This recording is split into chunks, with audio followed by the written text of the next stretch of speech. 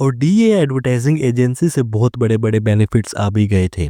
लोग आर्टिकल्स में बात कर रहे थे कि जब से उन्होंने ऐड देखी थी, तब से उनके दिमाग में वो गाना चल रहा था, जिसकी वजह से उन्होंने सर्विस भी परचेज कर ली थी। और वो कह रहे थे कि जो ये गाना इस्तेमाल हुआ था वो बहुत ज्यादा एडिक्टिव था, जिसकी वजह से जिनी का लेटेस्ट गाना गॉर्जियस और उनके बाकी के भी गाने फेमस होते जा रहे थे। और ऑफिशियल आर्टिकल्स में भी जिनी के कमबैक की बात हो रही थी और जिनी की एक कंप्लीट एल्बम म्यूजिक चार्ट्स में आ गई थी। और ये सब देखकर मैनेजर किम भी बहुत ज्यादा खुश थे और सेलिब्रेट कर रहे थे। और उन्होंने बताया कि वो पहले तो सिर्फ गाने के ब्रेक इवन होने की उम्मीद कर रहे थे, मगर अब जिनी की लेटेस्ट एल्बम एक हिट हो गई थी। और एचएस भी बता रहे थे ये सब तो होना ही था, क्योंकि ये सब गाने एचएस के थे। मगर तभी मैनेजर किम के पास एक कॉल आ गया था और उन्होंने बताया कि वो वैसे तो सभी को एक डिनर पे ट्रीट देना चाहते थे, मगर अब ऐसा हो सकता था कि ये सब पोस्टपोन हो जाए। तो एचएस ने भी पूछा कि उन्हें कॉल कौन कर रहा था। तो मैनेजर किम ने बताया कि उनके पास कॉल सीईओ से आया था और वो उन्हें उनके ऑफिस में बुला रहे थे। तो एचएस भी सीईओ के ऑफिस में आ गए थे और उन्होंने सीईओ से पूछा कि उन्होंने वहां उन्हें क्यों बुलाया था,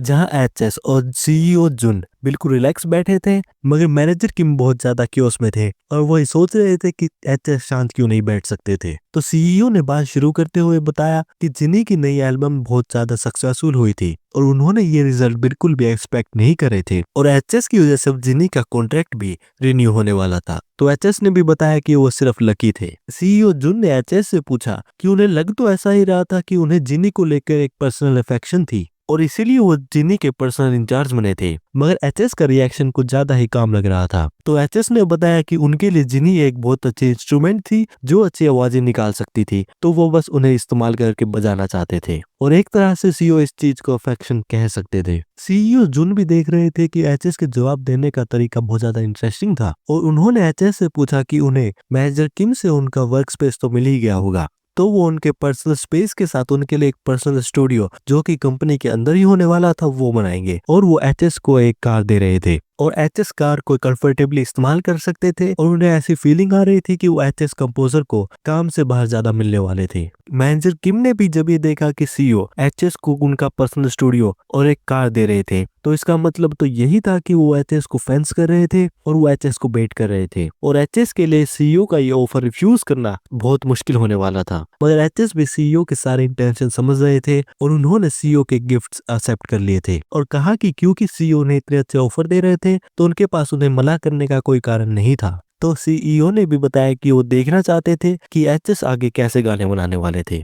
एचएस की सिस्टर भी कार देखकर बहुत ज्यादा खुश थी और उन्होंने उनसे पूछा कि उन्होंने कार कब खरीदी थी। तो एचएस ने भी कार का गेट खोला और कहा कि वो पहले कार के अंदर बैठे। तो एचएस की सिस्टर ने फिर से पूछा कि उन्होंने ये कार कहाँ से ली थी और एचएस के डैड भी इस चीज को देख के बहुत ज्यादा कंफ्यूज थे। तो एचएस ने साइन लैंग्वेज का इस्तेमाल करते हुए अपने डैड को बताया कि वो जिस प्रोजेक्ट में काम कर रहे थे वो बहुत ज्यादा हिट हो गया था, तो कंपनी ने उन्हें एक व्हीकल दे दिया था। तो एचएस के डैड ने एचएस को एडवाइस दी अगर कंपनी उन्हें इतनी महंगी कार बिना किसी बेनिफिट के दे रही थी तो एचएस को ये चीजें इतनी इजीली एक्सेप्ट नहीं करनी चाहिए थी। तो एचएस ने अपने डैड को कार के अंदर बिठाया और कहा कि उन्हें इन चीजों की चिंता करने की जरूरत नहीं थी और एचएस ने कार में जिनी का म्यूजिक प्ले कर रखा था। एचएस की सिस्टर भी बता रही थी कि जब एचएस ने उन्हें पहले ये बात बताई थी कि एचएस को एज ए कंपोजर जॉब मिली थी तो वो पहले डाउट में थी, मगर जिनी का ये गाना बहुत ज्यादा अच्छा था और फिर वो जिनी के एल्बम के अलग अलग गानों के बारे में बताने लगी और बताने लगी कि उन्हें कौन सा गाना कितना पसंद था। एचएस को भी ये बात नहीं पता थी कि उनकी सिस्टर गानों में इतने ज्यादा इंटरेस्टेड थी।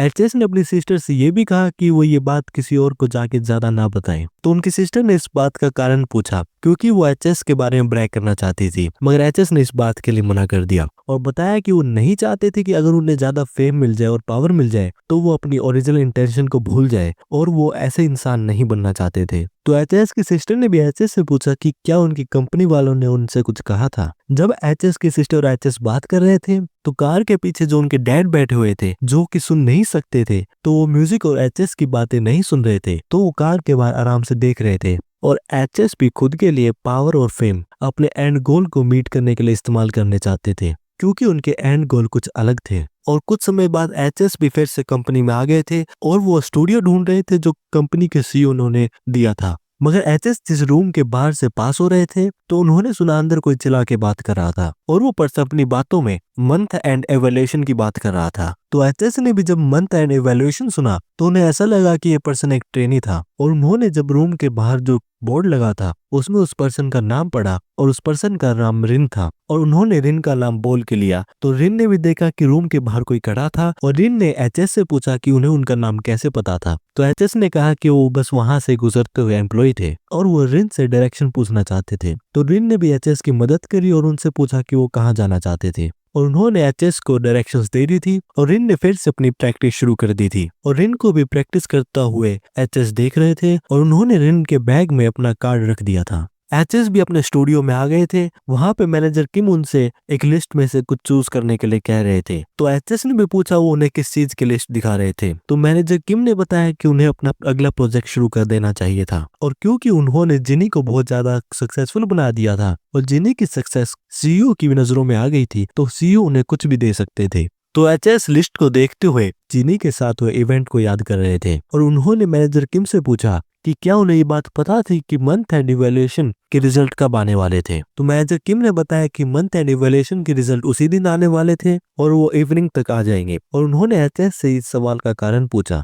तो एचएस ने मैनेजर किम से पूछा कि क्या वो प्रोजेक्ट अगले दिन चूज कर सकते थे, और कंपनी की मैनेजमेंट टीम रिन को ये बात बता रही थी कि वो अपने थोड़े बहुत टैलेंट से अपना यूथ खराब कर रही थी, और उनके लिए एक अच्छी चीज यही होगी कि वो अपनी होप्स पे गिव अप कर दे। और वो कहना तो यही चाहते थे कि अगर वो थोड़ा कोशिश करेंगे तो वो कर सकती थी, मगर उन्हें ऐसा भी लग रहा था कि क्या उन्हें रिन को एक झूठा दिलासा देना चाहिए था। और क्योंकि ये चीज पहले से डिसाइड हो गई थी तो वो एक हफ्ते के अंदर अपना सामान कलेक्ट करके ले जा सकती थी। तो रिन भी अपना सामान वहां से कलेक्ट कर रही थी, और वो भी कह रही थी कि वो 6 साल से ट्रेनी थी, और वो सोच रही थी कि वो आखिरी 6 सालों में आखिर कर क्या रही थी। मगर जब वो अपना सामान कलेक्ट कर रही थी तो उसके बीच उन्हें एक कार्ड मिला, जो कार्ड एचएस का था। रिन को भी ये नहीं पता था कि वो उस समय क्या सोच रही थी, और क्योंकि वो उस समय बहुत ज्यादा डेस्परेट थी और उन्हें लगा कि ये सब एक कोइंसिडेंस तो नहीं हो सकता था, तो वो वहां एचएस के पास आ गई थी। और एचएस ने भी रिन से कहा कि उन्हें डायरेक्शंस का तो पता ही होगा, और वहां पे वो उनकी हेल्प मांगने ही आई होंगी। तो रिन ने भी इस बात पे वहां पे हाँ कहा। तो एचएस ने रिन को बताया कि वो उनका डेब्यू एक अलग तरीके से कराने वाले थे। सब्सक्राइब